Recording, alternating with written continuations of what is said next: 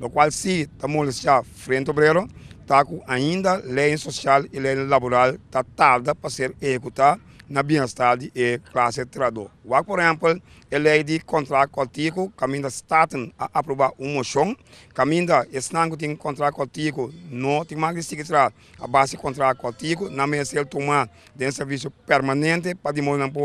uma fiança na banco ou outra instância financeira. Para aqui, que nós temos um banco para uma fiança para auto, para casa ou para qualquer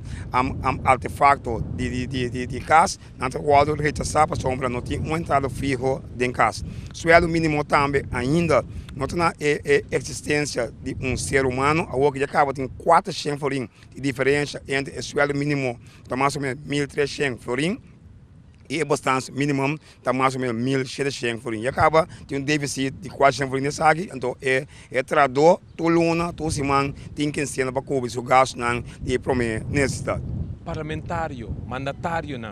ministro, o que está fazendo no bem-estar do povo? Bom, se não está dentro sapato de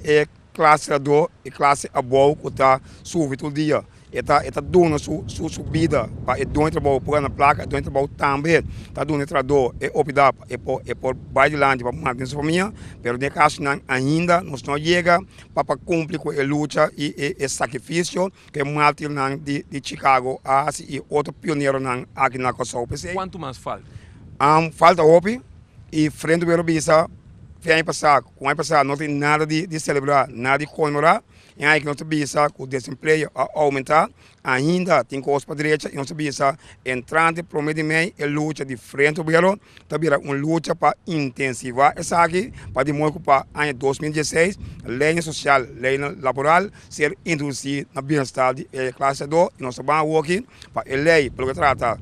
urgente caráter, urgente bureau, igual do cristalizar, para que nós ponhamos fim em abuso laboral, que nós cometer com a classe trabalhadora, caminho da está 3 lunas, vai só chegar no caso, bem back, não, vamos pôr pia bom e de caso que não sustém do povo na Frente Obrero, não se logra para em 2016 que tem uma perspectiva e de um bem-estar e avanço para a classe trabalhadora de Kòrsou.